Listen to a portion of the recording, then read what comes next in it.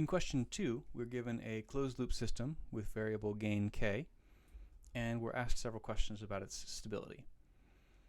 The first step in assessing the stability of a closed-loop system would be to find the closed-loop transfer function. And then once you have that, recognizing that the denominator of that closed-loop transfer function tells you about the roots of the characteristic polynomial. So this is the polynomial that I want to perform a Routh-Hurwitz criterion check on. I'm going to populate the Routh array with the coefficient 1 here, the coefficient 40 here, the coefficient 400 plus k here, and the 60k coefficient here. The coefficient in this position is going to be the reverse determinant, so that's 40 times 400 plus k minus 1 times 60k, normalized by this quantity here. So I've done that arithmetic over here, and so the B2 coefficient, this spot, has 400 minus k over 2 in it. This position, if you imagine there as zeros here, will be the determinant of 1, 40, 0, and 0, which means it has to be 0. And then if we go here, this is again that shortcut where if there's a 0 in this position, this quantity just levitates to 60k here. Now, to answer the question, what range of k's produce a stable system, we have positive, positive, which means B2 has to be positive. In order for B2 to be positive, this relationship must hold, so if I multiply by 2, I get k less than 800. Additionally, 60k has to be positive, which means k has to be greater than 0. So we can add that here as well. So for all those k's between 0 and 800, the closed-loop system will be stable. Part B says, let the gain be such that the system is marginally stable, so that is right when the system is on the cusp between stability and instability, which is at the limiting case of k. And then it asks you to solve for the magnitude of the imaginary roots. So that means take the closed-loop characteristic polynomial, which was s cubed plus 40s squared plus 400 plus k times s plus 60 times k, and find the solutions of these that have no real part. So that means let s equals j omega and solve that when it sets equal to 0. The real part of this equation must be 0. In addition, the imaginary part must also be 0, but the real part will allow me to solve this nice second order quadratic. If I take the real part of the above, I get the j squared, which turns into a negative 1, the 40 and the omega squared, and 60 times 800. The solution of this gives me omega equals or plus or minus 34.6. So when the system is crossing from stable to unstable, the closed loop poles that are on the imaginary axis will have frequency 34.64 radians per second. Part C is a callback to the dominant pole approximation. We're told decrease the gain by a factor of 2 and then determine whether the system can be approximated by a second order one. Or I guess strictly speaking, it asks if the dominant pole approximation applies. So let's plug in k equals 400, and I used MATLAB to help me find the roots of this polynomial. It tells me that there's a closed loop pole at minus 36 and a pair of closed loop poles at about minus 1.9 plus or minus 25.7j. Now, if you want to check the dominant pole approximation, that means I want to determine the ratio of this real part to that real part, which in this case is about a ratio of 19. So strictly speaking, yes, this passes the bigger than 10 rule, and so you would expect this system to behave roughly like this second order pair of poles. I want to show you why there's more to the story than that, but to do that I'd like to go over to MATLAB.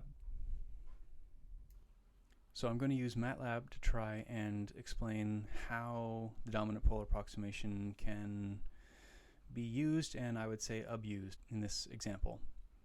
So again, we're told that k equals 400, and then the closed loop transfer function is k times s squared plus 80s plus 60 times 20, and the denominator is s to the 3 plus 40s squared plus 400 plus k times s plus 60 times k.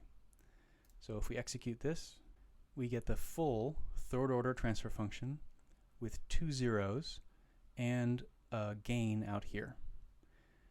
So to visualize this, this is the pole zero map of the full third order system. We've got a pair of closed loop poles here, and we've got that third pole out here.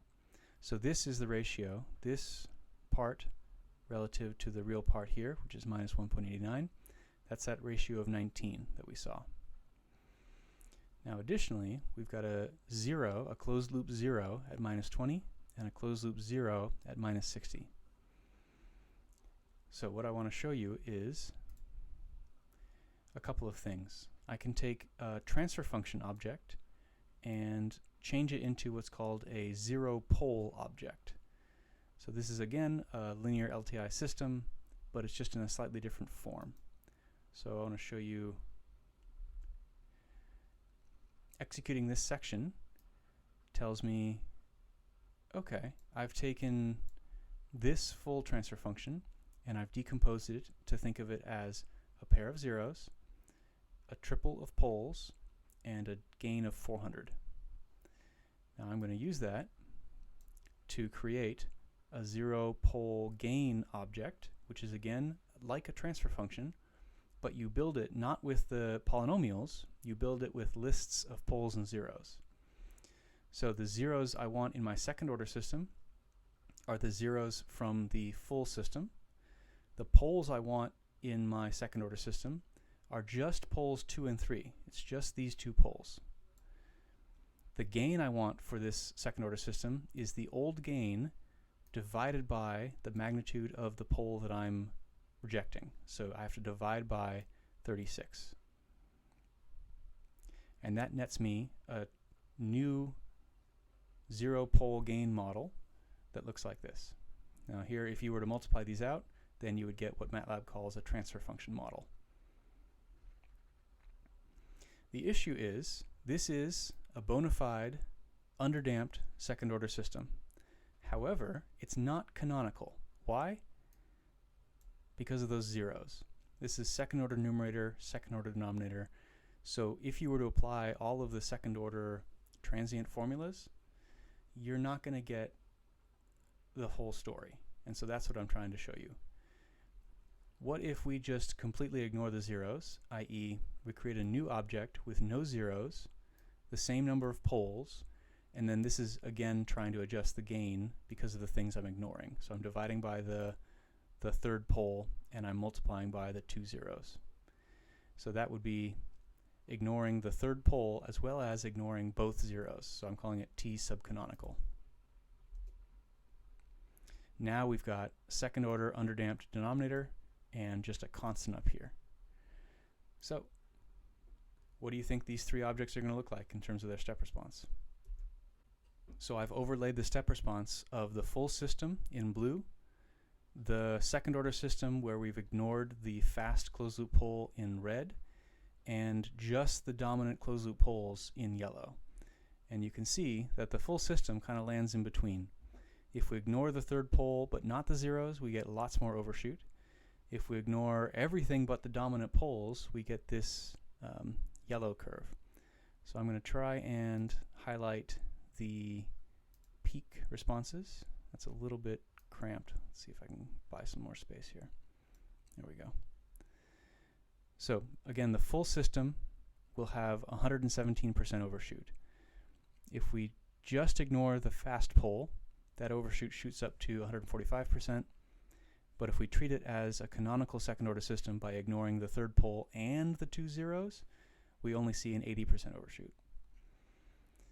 However, if we look at the settling times, they're actually really tightly clustered. So if what you're after are settling time approximations, maybe ignoring everything but the dominant poles is okay, because just the dominant poles give you a settling time of about 2 seconds, and both of the other systems have settling times of only 2.08 versus 2.08, 2.05. Okay, so this is just an illustration that you got to be careful when you're doing these approximations. Sometimes it makes a big difference depending on what metric you're looking at. Other times you're okay, you're totally justified in ignoring lots of things and just treating everything like a second order system. So this is a cautionary tale. Be careful what you treat as a second order system.